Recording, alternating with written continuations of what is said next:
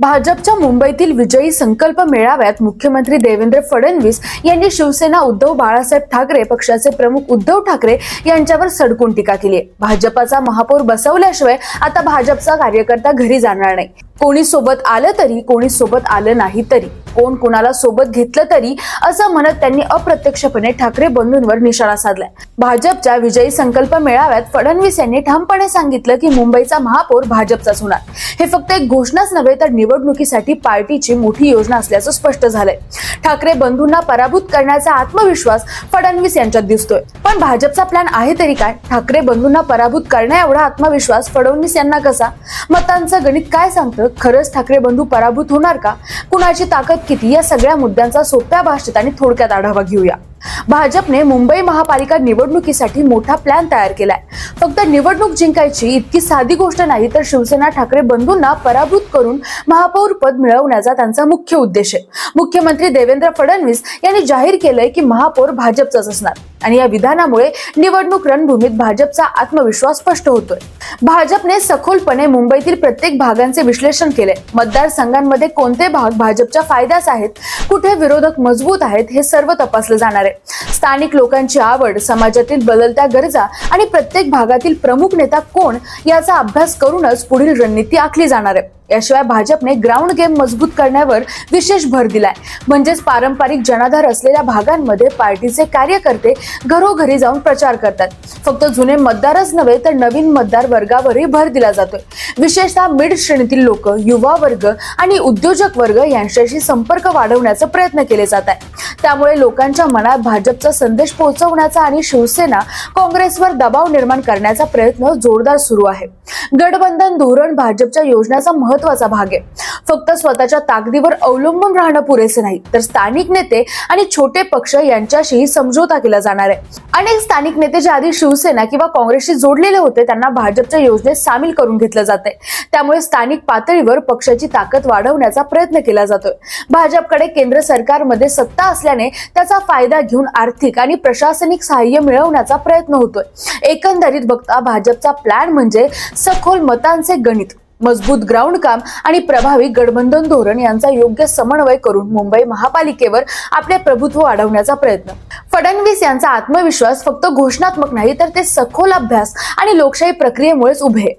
आगामी निवडणुकीत ठाकरे बंधूंना पराभूत करून महापौर पद मिळवायचं आणि त्यामुळे भाजपने प्रत्येक अंगाने तयारी केली आहे। लोकांची मनं जिंकणं आणि योग्य वेळेस योग्य धोरण आखणं हेच भाजपच्या यशाची गुरुकिल्ली ठरणार आहे। शिवाय फडणवीस यांनी ठाकरे बंधूंना पराभूत करण्याचा आत्मविश्वास ठामपणे व्यक्त केलाय। त्यांचा मुख्य आधार म्हणजे भाजपकडे महाराष्ट्रभर आणि विशेषतः मुंबईत चांगला संघटनात्मक नेटवर्क आहे। महापौर, आमदार आणि पार्षद स्तरावर भाजपचे कार्यकर्ते मजबूतपणे काम करतात। तसेच आर्थिक दृष्ट्या सुद्धा भाजप मजबूत आहे। त्यामुळे प्रचारासाठी मोठ्या प्रमाणावर पैसा आणि संसाधनं वापरता येतात।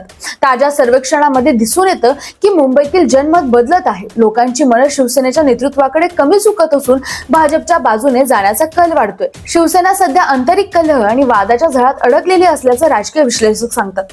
त्यामुळे लोकांमध्ये संभ्रम आणि असंतोष निर्माण झालाय। या सगळ्या गोष्टी भाजपच्या आत्मविश्वासाचा मुख्य आधार बनल्या आहेत। फडणवीस यांना वाटतं की सखोल मतांचे गणित आणि वर्तमानातील सार्वजनिक भावना त्यांच्या बाजूने असल्यामुळे ठाकरे बंधूंना पराभूत करणं शक्य आहे। त्यामुळे फडणवीस यांनी ठामपणे महापौर पद भाजपचंच होणार असल्याचा हा विश्वास व्यक्त केलाय।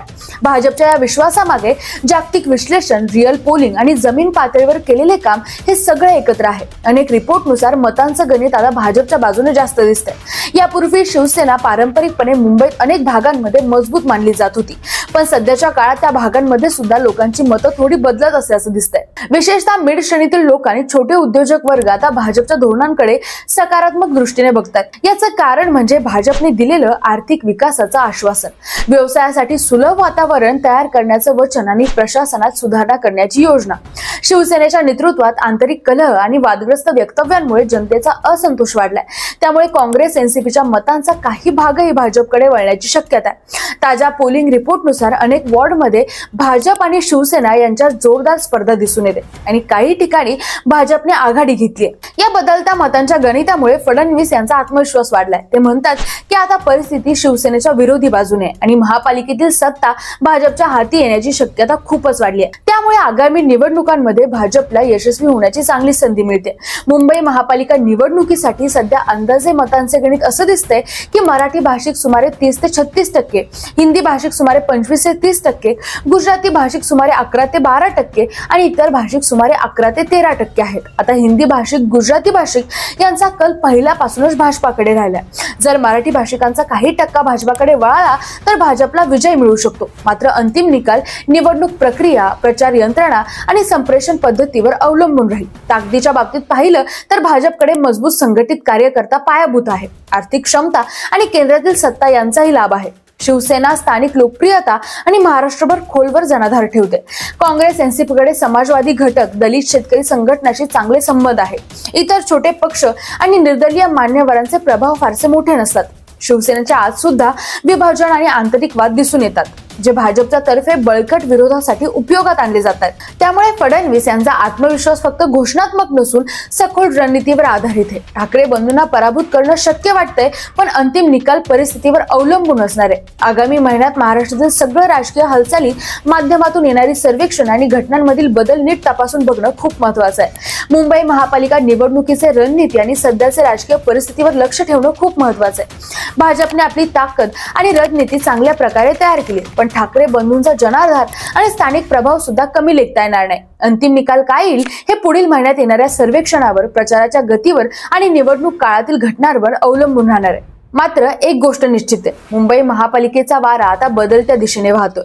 त्यामुळे राजकीय खेळाडू आणि मतदार दोघांनाही सजग राहणं गरजेचं आहे। बाकी यावर तुमचं काय मत आहे?